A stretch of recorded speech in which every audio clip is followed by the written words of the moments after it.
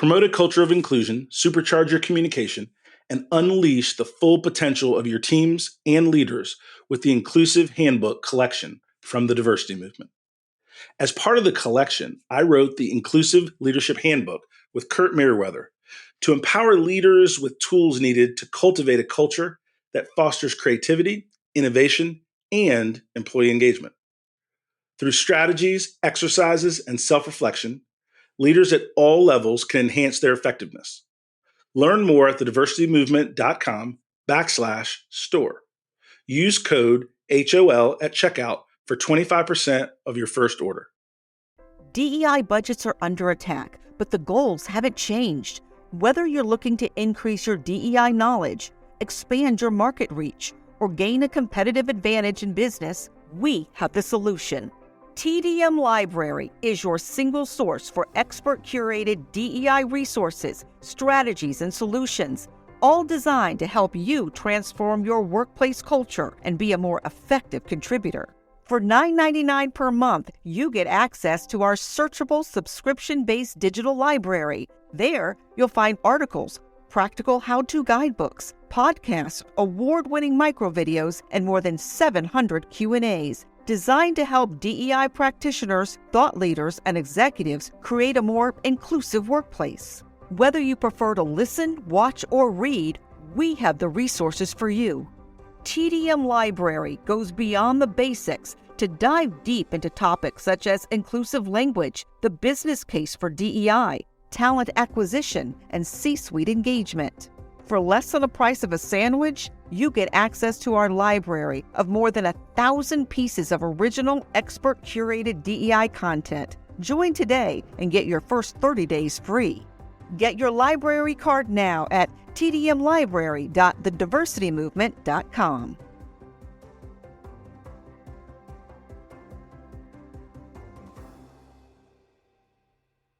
You can't stop me, nothing's gonna stand in my way.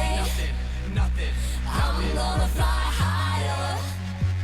I'm gonna fly higher. Welcome to the Donald Thompson podcast. I'm Kristen Mullins, and she is the owner of Slice Pie Company. And I had the honor through my preparation to taste and sample the chocolate chess, right? And it is mind-blowing. And Kristen, thank you for spending time with us. I really appreciate it. Welcome to the Donald Thompson podcast. Thank you. I'm so excited to be here. So we're going to have some fun today. What we want to do is get a little background. And I've had the opportunity to taste the product, and we're going to talk a little business. We're going to talk a little family. I like for people to introduce themselves so that we're talking really as friends with our audience. So give folks a little bit of background, right? Married, kids, where'd you go to school? How'd you grow up? And then we'll jump into some questions. Okay, so I am the real deal Raleigh native. We do exist. Born and raised, I in fact am so close to home that I bought a house across the street from my parents where I grew up. Okay. I am single, and I'm a single mother of a beautiful 9-year-old girl, Eliana. She's the love of my life, and she is my driving force for everything that I do. Slice came because of her. You know, when she was 2 years old, I knew that I needed to follow some sort of passion in life because I was feeling a little lost and a little bit just uncertain of my direction in life. And, you know, I just looked at her one day and I knew that I needed to do something that was kind of out of the box. And I took a leap of faith, and I continued to work for my very comfortable corporate job for about 8 months as I was building it. And then at that point, I just said, I'm going for it. I got, you know, my family supported me. My father and I started the business. He was like, look, if you will sell it, I will bake it. So we just together started this little small idea. And I told him, if you just stick with me, I feel like it's going to turn into something huge. And he has never left my side. And my mother as well. She's very behind the scenes about it. She doesn't want, you know, to be in the magazines and the videos and all that stuff, but she's very much involved every single day. Oh man, that's phenomenal. And the story is amazing, right? Because what we're talking about is single mom taking a stretch of a comfortable corporate job and making that jump to really chase your passion and chase your dream. And a lot of people are in that crossroads. They've got something that they want to do. They've got something they feel like they need to do, but then they've got some things that are holding them back. What helped you overcome that fear, that uncertainty, that doubt, and bet on yourself? Gosh, that's a good question. Really, like I said, it really comes down to Eliana. I have always thought that I wasn't smart enough. I have always thought that I wasn't the best at anything. I've always been a little insecure naturally. And when I had Eliana for the first time in my life, I felt passion that I had never felt before, but I also felt like, wow, I really am smart. I'm a really good mom. I am really good at doing this. And then because of that confidence that I began to have for the first time in my life as a mother, I couldn't look at her and half do life and then expect her to really take off and like trust her instincts if I wasn't even trusting mine. So it was really about leading and showing her that she could do anything that she put her mind to. And, you know, it really is paying off. She's very secure. She's very comfortable in her own skin. She trusts her instincts. And I know that a lot of it has to do with the way that I've raised her. So it really does just come down to like really seeing what I've poured into her and the goodness that has come from that, and knowing that I can do that with anything that I put my mind to. Oh man, that is amazing. Let me just reiterate something that I'm not going to forget, and that's going to really change some minds and hearts in our audience, right?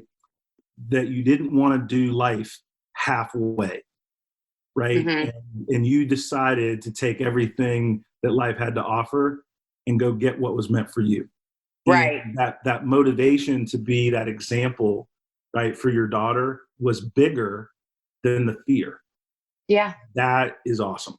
That is really, really phenomenal. And I appreciate you sharing that, because behind any success, there's usually those pivotal moments, those turning points, those motivations that we all have that allows us to push through that uncertainty. And so congratulations for that. When you look at your business and, you know, USA Today and magazine covers and a lot of accolades for the things that you've built, how do you keep that vision flowing? Like, what's next for you? Well, there was a lot that was supposed to happen this year. And then this crazy pandemic kind of screwed that up for me. So we did have a lot of plans of growing the business this year. My divorce was going to be final, and I felt like this was the right time for me to really push forward and focus completely on that and my child.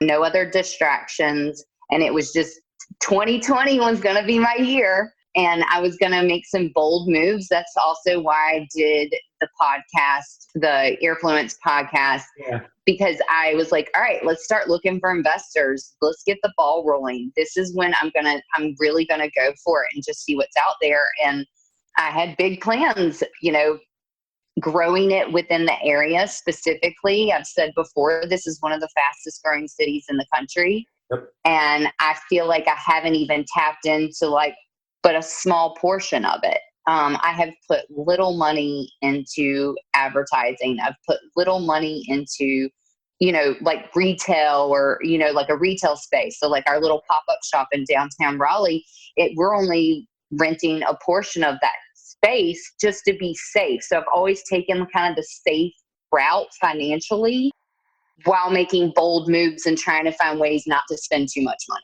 Yeah, I get it. That difference between chasing that big dream and then that risk aversion. And a lot of entrepreneurs are kind of stuck in that state. What I'll tell you is through kind of experiencing your customer service, right? We ordered the pies, somebody delivered them in a non-contact way to my house, right? And then I got a little note that said, go ahead and get them in the refrigerator. They're not going to sit in 91 degrees, right? That was great advice. So I think there is a way to think about the circumstances and the setback, but also people are at home. People are doing more with e-commerce.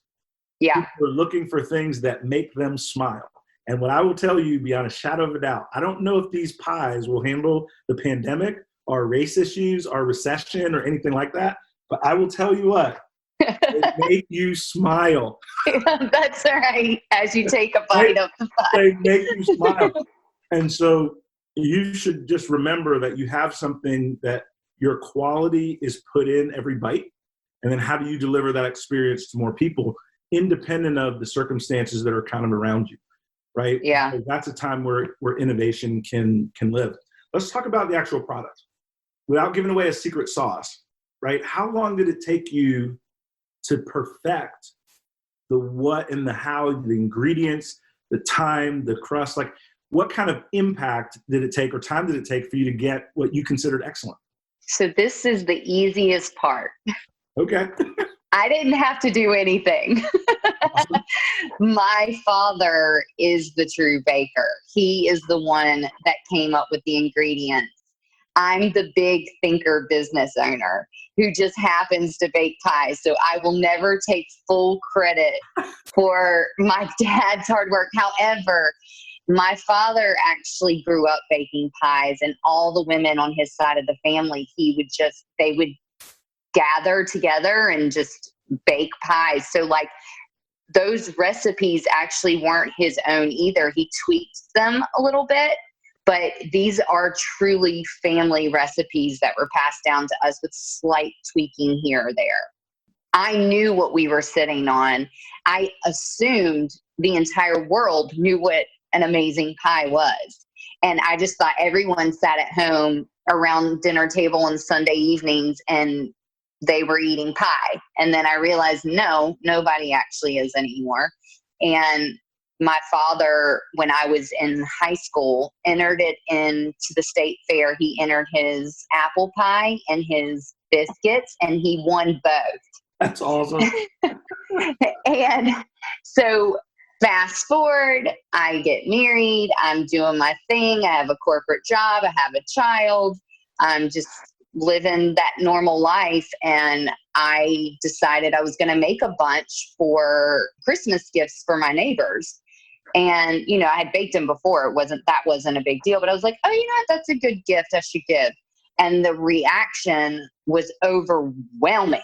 Like they were literally knocking at my door, like, who made this? Where can I go get this? And I'm like, no, I made it. Yeah.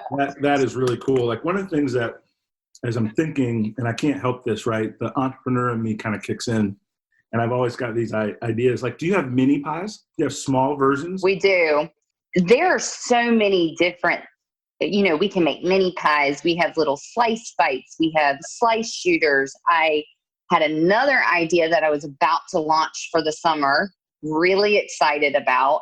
And then everything with the pandemic, and it just didn't make sense to launch it yet. I didn't want to. So here's where I know when the time is right, we need to grow, because my kitchen is only so big, right?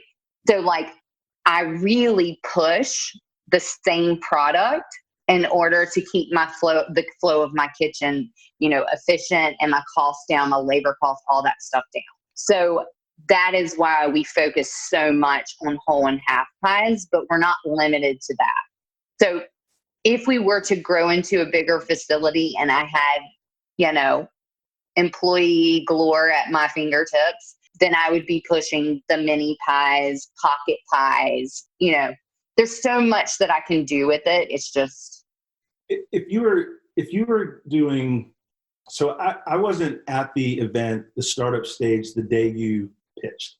yeah. So I was like triple booked, but I was there the next day. So I'm going to put you on the spot a little bit. Okay. Right. But give me the pitch that I missed. Oh, come on. Give me the best you can. Give me the pitch that I missed on startup stage.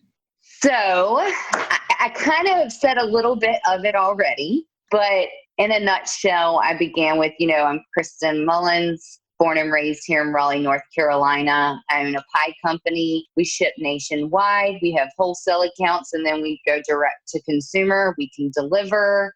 We offer pickup at our downtown pop-up shop. I have 70% gross margins. We made $250,000 last year. I've barely poured any of my own money into it. Honestly, we kind of hit the ground running. Like we've had the money coming in from the very beginning. But I also wasn't doing it completely full time at first. So this has been a very organic and like slow, like I didn't jump into it 100% at first. It was kind of like, oh, I had this idea. Let's see if we can get some people to buy it. Well, the next thing I know, I'm getting picked up by MSN, USA Today, the Daily Meal, where you have a 4-page spread in Our State magazine. I'm on the cover of Carrie magazine. I was just voted as 2020 Mover and Shakers for Carrie magazine. So like what it comes down to is the product itself is amazing. So that speaks for itself, but we work so hard and we have never given up. Even during a pandemic, I had to get creative. So it's like we're always looking to beat the challenge and like find a way to get around it. It really does just come down to a lot of grit and knowing what we have is so niche and different than what you're used to seeing. So how much money do you need to take the next step? You know, at this point, a lot has changed, right? So I know with where we're sitting now, my parents are ready to like take a step back. Sure. Yeah. And they deserve it. You're right. Yeah. So I know I only know so much too. And sure, I could learn on my own, but I would really love someone to take me under their wing and just say, here's how we get you to there. Because quite honestly, I'm a little exhausted too. I need someone who's smarter than me, and I'm okay not being the smartest person in the room.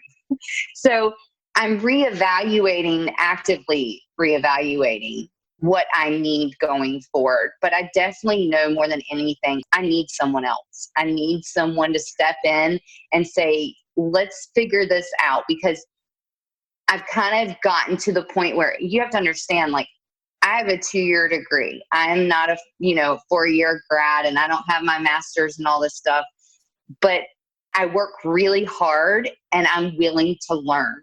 But I also know that like I'm a little bit tapped out when it comes to like my own knowledge. So I really am open to investors, but like who's really even investing right now? Like, so it's like.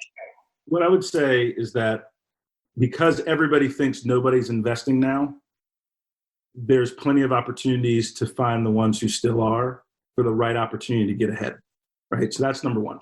The second thing that I think is pretty important is all of the universities have student-led programs with expert faculty members that you can get and partner free consulting, and the students get experience. And so offline of this call, we'll talk again and I'll make a couple of introductions. Because that would be great. One of the things that most entrepreneurs are struggling with, like you described, is that knowledge gap of what they should do given the cards they have. Yes. Right? Usually the actual actions aren't so hard, but making the right decision is a little bit complex. Yes, right? Absolutely. So totally get that. The second thing is a lot of times when you're thinking about growing and scaling the business, you also could think about licensing the recipes, licensing the content that you have, and somebody else takes on some of the distribution challenges and the overhead challenges in the marketing, because you have a product that is really, really powerful. The final thing that I would tell you is don't let the current things you see in front of you keep you from making the contacts you'll need the moment things break, because that's what everybody's doing. They're hanging tight, waiting for things to get better. But this is the perfect time to network, strengthen your business plan. And then when you've got 5 to 7 people that align with what you want, you need financially, knowledge-wise, distribution, then you can already hit go. Because I had some ideas that I was talking to Jason about before you logged on. And he was telling me, or he said immediately, like, that's a huge idea. I would totally do this. But I feel like you're right, though. I shouldn't just be waiting. I need to be actively figuring out ways to connect with the right people, because I feel like it's a huge idea. I almost feel like it's like the break. And then the other thing is my assistant, Leslie, has her degree in food science. And there's probably different relationships and branding in that economy and infrastructure. And so I do think maybe we should put our minds together and I would love figure that. out, how we share these pods with a broader group of folks. I mean, especially now that you tried them, I'm so glad you actually tried it. Because Otherwise, you'd be like, this girl is all talk. because they're pretty good. So when you think about your journey to date, what advice would you give? Like, you've learned some things as an entrepreneur, as a business person. What things would you tell other entrepreneurs as they're starting to chase their dream to think about, to look out for? Be prepared to make a lot of mistakes along the way, but that doesn't mean you should stop. And I can't tell you how many times I wanted to stop in the beginning, but my father would not let me. I'm very over analytical. I'm really hard on myself, as I'm sure most of us are. But in the beginning, I would find myself so overwhelmed that I'd be like, oh, I don't know if I can do this. I don't know if I can do this. This is too hard. I don't have the answer to that. This is overwhelming. And once I started to embrace the challenges, they stopped affecting me so much. My father really is one of the best human beings on this planet. And he has taught me so many life lessons, and he has always encouraged me to be exactly who I am, flawed and all. And once I started to really embrace those mistakes, I found a way to learn throughout the pain. I'm just not as fearful as I was. A lot of people would never go take such what they would consider a risk like this because they're so scared of failure. I have failed a million times during this, but most people wouldn't even know because I picked myself back up and I just keep pushing. So I think more than anything is step away from all your fears and embrace them. All of it's a learning process. And if you're constantly learning, you're gonna get to a point where you're not making so many mistakes anymore. So I'm really proud of the fact that I have allowed myself to still be proud of myself throughout the low lows and and even the high highs. So I would say that's the biggest thing. That's phenomenal advice. And to keep pushing in spite of your flaws, to have somebody, you're so fortunate, and I know you know this, to have people in your corner. Oh my gosh, yes. Believe on you and believe in you and are your courage when you need to borrow courage. And we all need people in our life that we can borrow courage from when we're a little bit down, right? Yes. Because everybody has to deal with that. So I'm so appreciative of that openness and that authentic answer. There's been some racial strife in our country. There was protests, and I understand that your downtown location got damaged during some of the rally.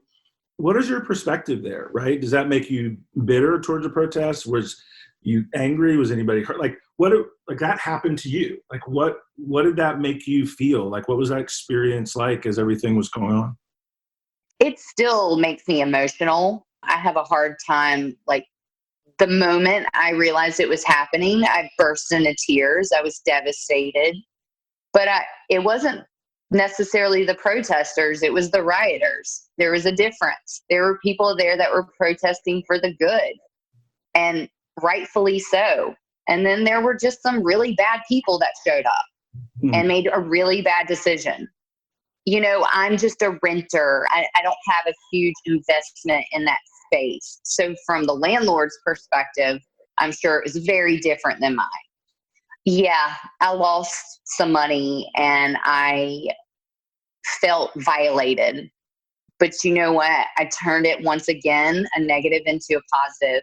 A couple weeks later, I had no intentions of taking my daughter downtown with me because, there's glass still, and, we still have glass everywhere and stuff like that. But it wasn't it was inconvenient at that time. I knew I needed to make it down there. My father was down there.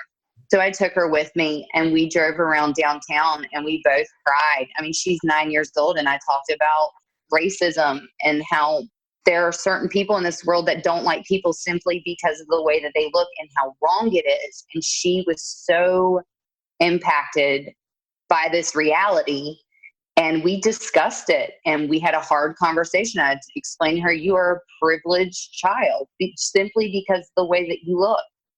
And that's not okay. Everyone should be on the same playing field. So I took her down. She helped, sweep up, and I turned it into more of a lesson of just challenging and hard conversations with her. And that in turn, poured into me a little bit too. I immediately, or a couple days later, posted something on our Slice Instagram just saying, we are not victims here. This change needs to happen, period. And sadly, the violence happened, but let's turn this into a growing moment. The thing I will say based on that response, but mostly this entire conversation, there's a winner within you screaming to get out and be known to the world. And so my encouragement is to not let this moment of chaos and the pandemic keep you from pushing and growing and being readied for when your moment comes. And that's really important from an entrepreneur standpoint, from a spiritual standpoint, from a hope and change standpoint. And the negative forces in our world will get us to turn and move in the wrong direction, because the other side of all the chaos is the bright future. Yeah, right? For sure. The other side of all the chaos is that bright future. And the media and a lot of the kind of the political nature of things try to keep people apart and not realize how connected and how much agreement there really is. And for you to be able to look at the internal pain of that violation and that negative outcome for your store, but turning it into a growing and teaching moment for your family and pushing through it is phenomenal. And I can't say sitting here that I would be as gracious if I were in the other, in the other position. And so good for you. I've absolutely enjoyed hanging out with you. I've got a chance to get to know you as an entrepreneur, and I got to meet your daughter and all of that good stuff. And I would just encourage you, and if I can be helpful in anything that I'm doing, I hope that you'll ask. Right? Absolutely. No, I'm so glad that we've met.